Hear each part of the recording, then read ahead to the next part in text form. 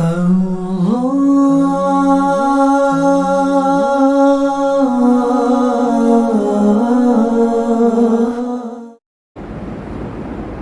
شریف میں بڑی معروف حدیث پاک ہے. اس حدیث پاک میں اولیاء اللہ کے تصرفات کو بیان کیا گیا.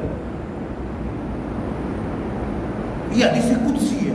حدیث قدسی کا مطلب یہ ہوتا ہے کہ سرکار دو عالم صلی اللہ علیہ وسلم بیان فرما رہے ہیں لیکن رب کا فرمان بیان کر رہے ہیں کہ رب یہ فرماتا ہے. یعنی زبان اقدس سرکار دو عالم صلی اللہ علیہ وسلم کی اور فرمان رب کا. اس حدیث پاک میں سرکار دو عالم صلی اللہ علیہ وسلم نے اولیاء کی شان بیان فرمائی, ولایت حاصل کرنے کا طریقہ بیان فرمایا, اولیاء کی کرامات بیان فرمائی. سرکار دو عالم صلی اللہ علیہ وسلم ارشاد فرماتے ہیں ان اللہ تعالی قال, اللہ تعالی ارشاد فرماتا ہے من عاد لی ولیا فقد آذنته بالحرب, جس نے میرے ولی سے دشمنی کی میں نے اسے اعلان جنگ کر دی. رب کیا فرماتا ہے؟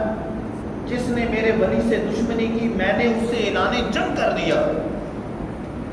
اور پھر فرمایا وما تقرب الی عبدی بشیء احب الی مما افترضت علیہ, بندہ سب سے بڑھ کر قرب جس چیز سے میرے حاصل کرتا ہے وہ فرائض کی پابندی, فرض کی پابندی کرتا ہے, فرض نماز پڑھتا ہے, فرض حج ہو گیا تو ادا کرتا ہے, زکوٰۃ ادا کرتا ہے, روزے رکھتا ہے, تو سب سے بڑھ کر میرا قرب بندہ ایسے حاصل کرتا ہے.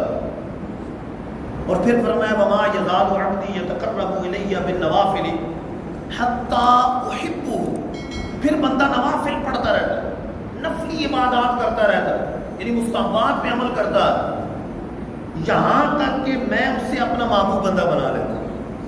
حتی احبہ, یہاں تک کہ رب فرماتا ہے میں اسے محبت کرتا ہوں.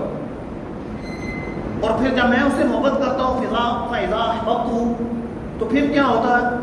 فرمایا فکنت سمعہ الذی یسمع بہ, میں اس کے کان بن جاتا ہوں جس سے وہ سنتا ہے.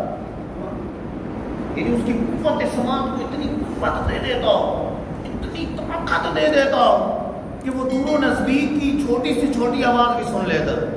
اس کی سماعت کو دیکھ کر میری قدرت یاد آ جاتی. اور آگے فرمایا وَبَصَرَهُ الَّذِي يُبْصِرُ بِهِ, میں اس کی آنکھیں بن جاتا ہوں جس سے وہ دیکھتا. وَيَدَهُ الَّتِي يَبْطِشُ بِهَا, میں اس کے ہاتھ بن جاتا ہوں جس سے وہ پکڑتا. وَرِجْلَهُ الَّذِي يَمْشِي بِهَا, میں اس کے قدم بن جاتا ہوں جس سے وہ چلتا. اتنی طاقت اسے دے دیتا ہوں. اور پھر فرمایا وَإِنْ سَأَلَنِي لَأُعْطِيَنَّهُ, اگر مجھ سے سوال کرے تو میں ضرور عطا کرتا. وَلَئِنْ اسْتَعَاذَنِي لَأُعِيذَنَّهُ, اگر مجھ سے پناہ مانگے تو ضرور پناہ عطا کرتا.